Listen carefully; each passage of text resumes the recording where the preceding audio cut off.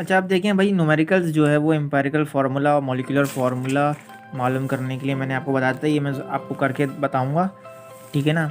तो ये आप देख सकते हैं, बुक की एक्सरसाइज है ये। मॉलिक्यूलर फार्मूला किस तरह मालूम करते हैं, ये तमाम चीज़ें ना, ये थोड़ी सी कॉम्प्लिकेटेड बुक के हवाले से हैं, बट मैं आपको वैसी जो है वो ये तमाम चीज़ें समझाता हूँ। देखें भाई, अब अच्छा भाई, अब देखिए, न्यूमेरिकल से पहले आपको पता होना चाहिए मॉलिक्यूलर फार्मूला की डेफिनेशन वगैरह, ठीक है। एक्चुअल नंबर जो है वो मॉलिक्यूलर फार्मूला बताता है।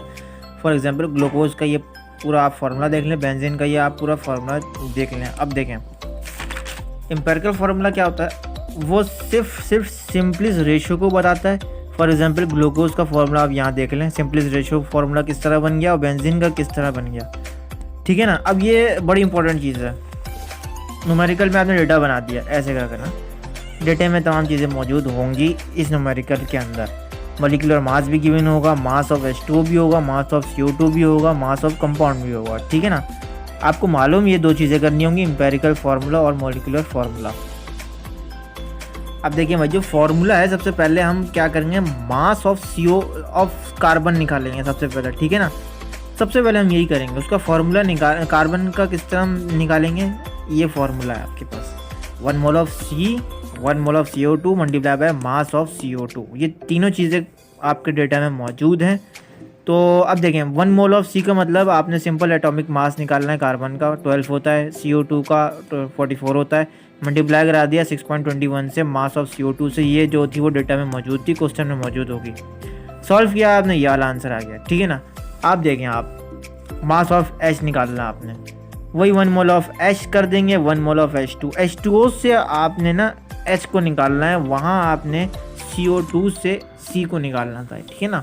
अब देखें भाई, यहाँ आपने 1 मोल ऑफ H का मतलब देखें, यहाँ पर हुआ ये है, मैंने 2 क्यों लिखा है, एटॉमिक मास तो 1 होता है जबकि, लेकिन भाई H2 की फॉर्म में जो है वो हाइड्रोजन पाया जाता है, H2, ठीक है ना, 2 आ रहा है, it's mean 2 is the atomic mass of hydrogen, ठीक है ना।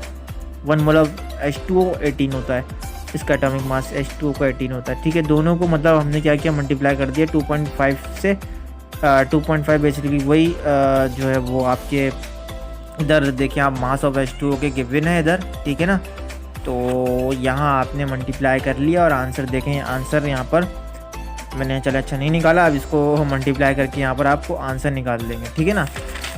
तो अब देखें, आपने फिर क्या करेंगे, फिर आप कैलकुलेट परसेंटेज करेंगे, ठीक है ना।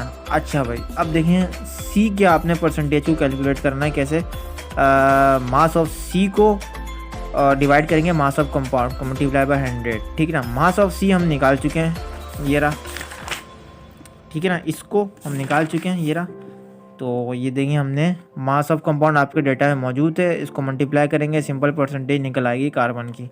सिंपल हाइड्रोजन के भी ऐसे ही करेंगे हम, ठीक है ना। ये देखें, ये आपके डेटा में मौजूद होगा, ये हम निकाल चुके हैं पिछले में, तो आप देखें ये 100 है बेसिकली, ये सब कुछ किया, ये निकल आया परसेंटेज, ठीक है ना। अब देखें भाई, हाइड्रोजन वो ऑक्सीजन की किस तरह हम निकालेंगे, ऑक्सीजन की सिंपल हमने क्या किया, 100 को माइनस किया bracket by percentage of C plus percentage of hydrogen. कैसे, देखें भाई, ये जो परसेंटेज हमने निकाली ना, ये कार्बन की और हाइड्रोजन की दोनों परसेंटेज को हमने पहले प्लस कर लिया, ठीक है ना, यहाँ हमने प्लस कर लिया और फिर उसको हमने माइनस कर दिया 100 से, तो ऑक्सीजन की भैया, ऑक्सीजन की परसेंटेज निकल आई, सिंपल ऐसे ही करेंगे, ठीक है ना, सिंपल निकल आई।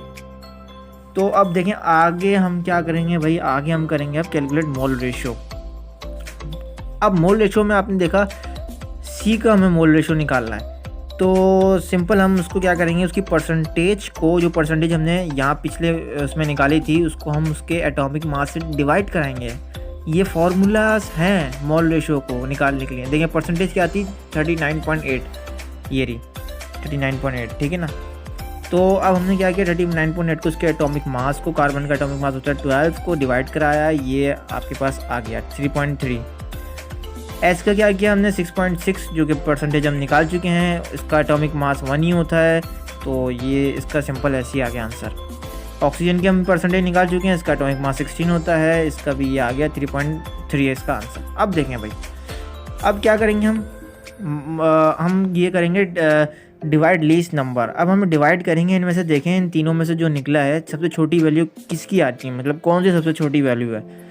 अब देखें ये दो छोटी वैल्यू आ रही हैं 3.3, ठीक है। 6.6 तो बड़ी वैल्यू है ना, 3.3 छोटी वैल्यू है। तो अब हम इस छोटी वैल्यू को ही डिवाइड करेंगे तीनों से, ठीक है ना। ये बहुत इंपॉर्टेंट बात बता रहा हूँ मैं, इसको ही हम मतलब यहाँ पर डिवाइड करेंगे। देखें ये आ गया, इसकी तो निकली थी 3.3 ना, तो उसको हम 3.3 से डिवाइड करेंगे, 1 आ गया। अब यहाँ देखें इसकी क्या था 6.6 थी, इसको हमने 3.3 से डिवाइड किया तो 2 आ गया।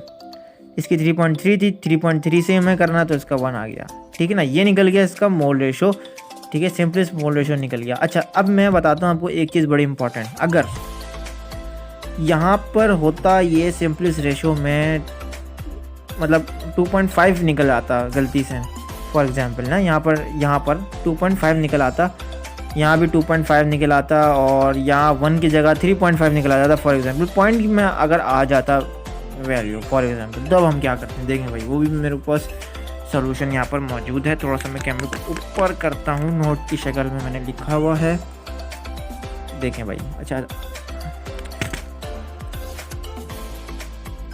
अब देखें भाई, थोड़ा कैमरा डिस्टर्ब हो रहा था तो अच्छा अब मैं आपको बताता हूँ क्या था। देखें अगर एम्पेरिकल फार्मूला में 2.5 पॉइंट में अगर आंसर आ गया तो अब हम क्या करेंगे, हम 2 से मल्टीप्लाई करेंगे, ठीक है ना। या याद रखें अगर देखें 2.5 अगर यहाँ पर आ जाता तो हमने 2 से मल्टीप्लाई किया तो 5 जो होता सिंपलेस्ट रेशो निकलता। अच्छा भाई अब कैसे भाई, ये मैं बताता हूँ। देखें भाई यहाँ निकल जाता फॉर एग्जांपल 2.5, मैं लिख देता हूँ 2.5 अगर निकल जाता। अब क्या करते हैं, ठीक है ना, हमें तो यहाँ पर सिंपलेस्ट रेशो बनाना है ना भाई, यहाँ पर तो सिंपलेस्ट रेशो बनाना है हमें। तो यहाँ हम एच में हम यहाँ पर 2 तो लिख सकते हैं, 3 तो लिख सकते हैं, लेकिन 2.5 तो नहीं लिख सकते ना इसके सिंपलेस्ट रेशो में इधर। तो सिंपल हमें क्या किया, हमने 2.5 को मल्टीप्लाई कर दिया 2 से। जब हमने 2 से मल्टीप्लाई किया तो आंसर आ गया 5। तो अब हम यहाँ पर, अब सही लगेगा हमें, यहाँ पर हम CH5O लिख सकते हैं। ये थोड़ा सा सही बना है सिंपलेस्ट रेशियो, ठीक है। ये एग्जांपल के तौर पे मैंने आपको समझाया था बेसिकली, लेकिन बना क्या है बेसिकली ये देखिए मैं आपको बताता हूँ। बन ये रहा है एम्पेरिकल फार्मूला, CH2O बन रहा है फार्मूला, ठीक है ना। बेसिकली ये फार्मूला बन रहा है एम्पेरिकल फार्मूला। अब देखें भाई हमें मॉलिक्यूलर फार्मूला बनाना है, तो ये फार्मूला होता है मॉलिक्यूलर फार्मूला का बनाने में। देखें ये आपके पास डेटा में गिवन होगा, मॉलिक्यूलर मास ऑफ कंपाउंड और एम्पेरिकल फार्मूला ऑफ मास, ठीक है। अच्छा ये चीज़ क्या है नीचे की, ये चीज़ सिंपल ये चीज़ है, इसका हमने ना वो कर लिया है, मॉलिक्यूलर मास निकाल लिया इसका नीचे को, ठीक है ना। इसका हमने मॉलिक्यूलर मास निकाल लिया है। ये देखें यहाँ पर हमने, जैसे कि कार्बन का 12 होता है, ऑक्सीजन का 16 होता है, हाइड्रोजन का 2 होता है, सिंपल इसको प्लस करेंगे 30 आ गया यहाँ पर। तो ये चीज़ हमने यहाँ पर 30 आ गया, और ये चीज़ जो थी वो आपके डेटा में मौजूद थी, क्वेश्चन में मौजूद थी, मॉलिक्यूलर मास ऑफ कंपाउंड। इन दोनों को डिवाइड किया 2 आंसर आया, ठीक है ना। तो अब जो 2 आंसर आ गया ये n, इस 2 को हम मल्टीप्लाई करवा देंगे इस पूरे फार्मूले से। यह फार्मूला ये रहा n, इससे हम मल्टीप्लाई करेंगे तो क्या आ गया C2H4, मतलब 2 को 2 टू द 4 और फिर 2 इधर ही आ गया, सिंपल ऐसे ही। तो ये निकल आ गया मॉलिक्यूलर